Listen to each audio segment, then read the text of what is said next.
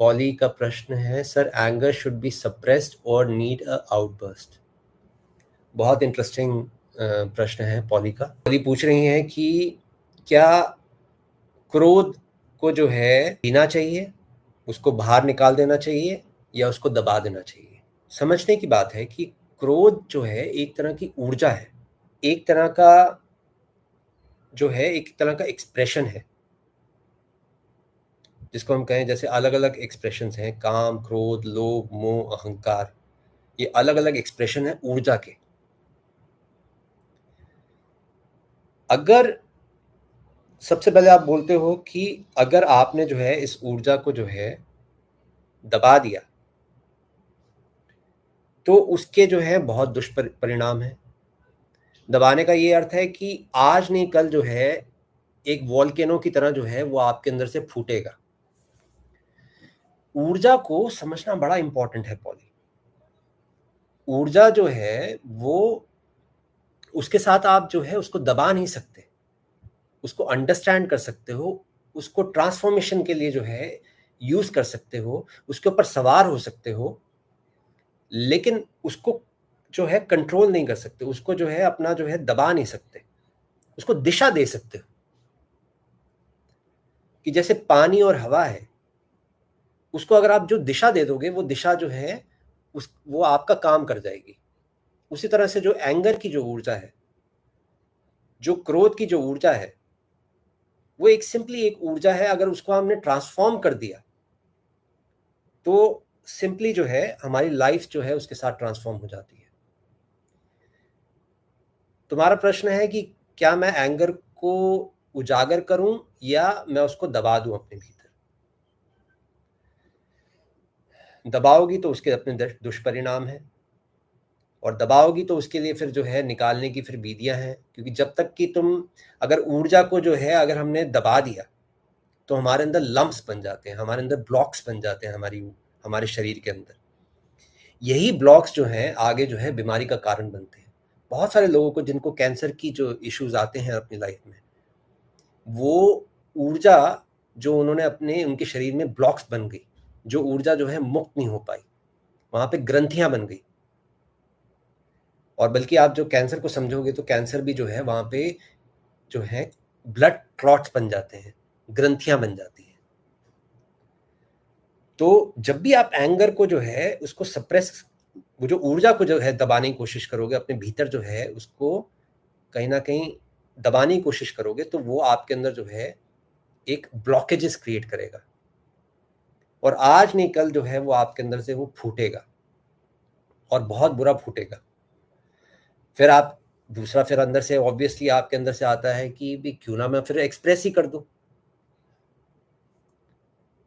ये अगर आप मुझसे पूछोगे तो ये सप्रेशन से बेटर है। लेकिन आप एंगर जब बाहर एक्सप्रेस करोगे किसी के ऊपर, किसी व्यक्ति के ऊपर, तो वो एक तरह से फिर से आप एक जो है अपने लिए नेगेटिव कर्मा बना रहे हो। सबसे बड़ी बात यह है कि जब ऊर्जा जो आपके भीतर जो है उठ रही है, उस ऊर्जा को जो है कैसे ट्रांसफॉर्म करा जाए, अगर हम उसको समझ लें तो एंगर की स्थिति नहीं पहुंचती, जो क्रोध की जो है वो स्थिति नहीं पहुंचती। अगर उस ऊर्जा को जो है अगर हमने समझ लिया तो उस ऊर्जा को जो है हम अपने ध्यान में परिवर्तित कर देते हैं, हम उसको जो है अपनी ट्रांसफॉर्मेशन के लिए यूज कर लेते हैं। एंगर उठने से पहले, क्रोध उठने से पहले जो है एक हल्का सा जो है भीतर से एक वाइब्रेशन एक जो है क्रिएट होती है हमारे अंदर। कितने हम भीतर से जागे हुए हैं, कितने हम भीतर से जो है देख सकते हैं उसको। अगर हम उसको उसी वक्त देख पाए तो हम उसी क्षण जो है उस क्रोध को से जो है बाहर हो सकते हैं, उसको ट्रांसेंड कर सकते हैं, उसको ट्रांसफॉर्म कर सकते हैं। लेकिन अक्सर जो है हम उसको नहीं देख पाते।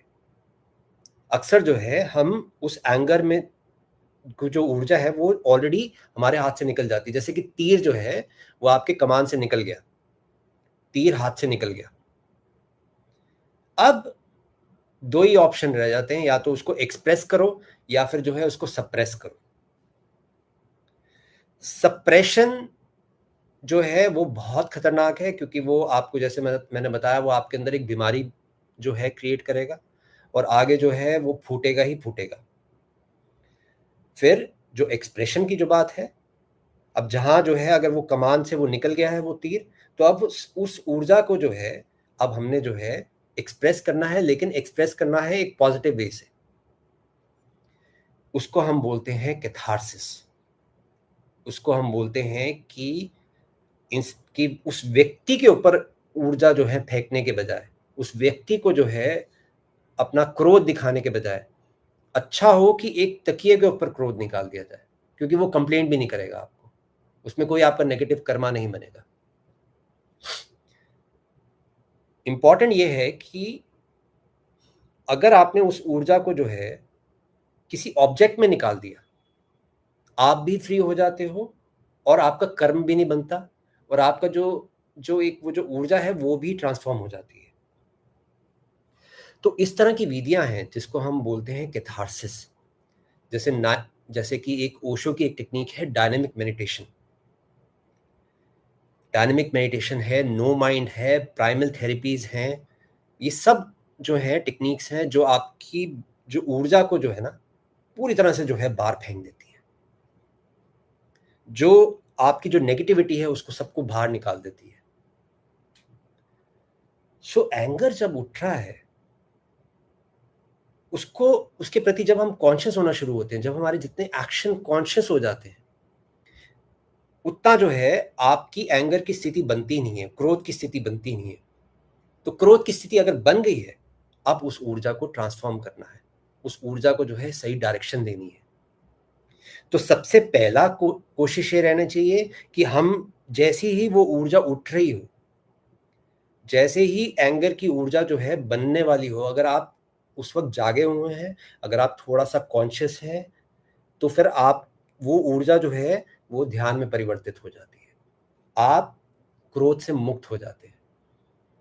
लेकिन जैसे ही अगर आप उस वक्त कॉन्शियस नहीं है, तो वो ऊर्जा जो है क्रोध का रूप ले लेगी, या फिर किसी और फॉर्म, कोई और फॉर्म ले लेगी। वो काम का रूप ले सकती है, वो लोभ का रूप ले सकती है, वो अहंकार का रूप ले सकती है, वो मोह का रूप ले सकती है, अलग अलग रूप ले सकती है। लेकिन अगर वो रूप ले ले तो उसको फिर जो है उसको सप्रेस करने का तो फिर अब कोई यूज नहीं रहा। वो सप्रेशन जो है आपके अंदर कैंसर ही क्रिएट करेगा। अच्छा ये हो कि अब इसको एक्सप्रेस किया जाए एक इन अ पॉजिटिव वे, ताकि आप उस ऊर्जा से मुक्त हो पाए, उसको फ्री कर पाए अपने आप। एक तो मैंने आपको बताया कि कैथारसिस है, टेक्निक्स है इस तरह की, एक्टिव मेडिटेशंस है जिसके थ्रू जो है अपने आप को जो है आप इससे जो है मुक्त हो सकते हैं। फिर योग की विधियां हैं, योगासन है, प्राणायाम है। ये सब विधियां हैं जिसके थ्रू जो है आपके भीतर जो ब्लॉकेजेस जो बन गए हैं ऊर्जा के, आप उससे जो है मुक्त हो सकते हैं। लोग जो बोलते हैं कि वो जो ध्यान जो करना चाहते हैं, कि जो सोचते हैं कि एकदम से ध्यान करने बैठ जाएं, तो वो ध्यान तब तक नहीं होगा जब तक कि उन्होंने अपने वो ब्लॉकेजेस क्लियर नहीं करे।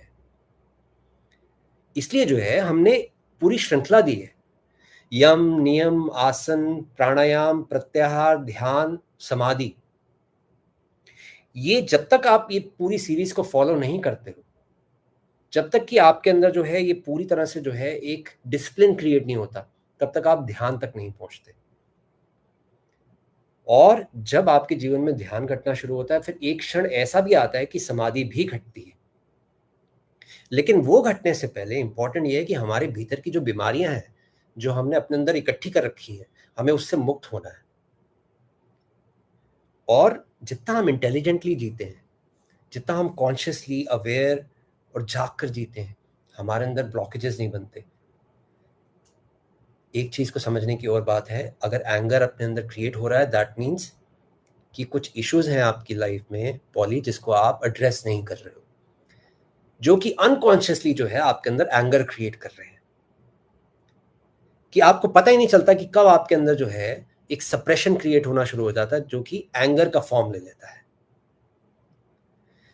तो अब ये समय ऐसा है कि जैसे ही रियलाइजेशन हो जाए कि अब मेरे अंदर एंगर है, या मेरे अंदर जो है आपको सेक्स तंग कर रहा है, या फिर आपको जो है कोई और इमोशंस तंग कर रहे हैं, आपके अंदर जो है कुछ ब्लॉकेजेस हैं। अब आपको जो है इसका यही अर्थ है कि अब आपको अपने ऊपर काम करना है, उस ऊर्जा के ऊपर काम करना है, उस ऊर्जा को ट्रांसफॉर्म करना है। ग्रोथ सिर्फ यही बता रहा है, काम सिर्फ यही बता रहा है कि एक ऊर्जा है, और अभी फिलहाल जो है उसने एक नेगेटिव रूप ले रखा है। अब इस नेगेटिव रूप को जो है हमने पॉजिटिव करना है, इसको ट्रांसफॉर्म करना है, इसको इस प्राण को जो है आयाम देना है, जिसको हमने प्राणायाम बोला। जब आप वो करते हो तो फिर धीरे धीरे आपकी पूरे शरीर में सारे ब्लॉकेजेस क्लियर हो जाते हैं और बहुत नेचुरली आप जो है ध्यान में प्रवेश कर पाते हो। ठीक है, तो एंगर को सप्रेस भी नहीं करना है और आउटबर्स्ट भी नहीं करना है, उसको समझना है और उसको जो है उससे ट्रांसफॉर्म करना है, उस ऊर्जा को ट्रांसफॉर्म करना है।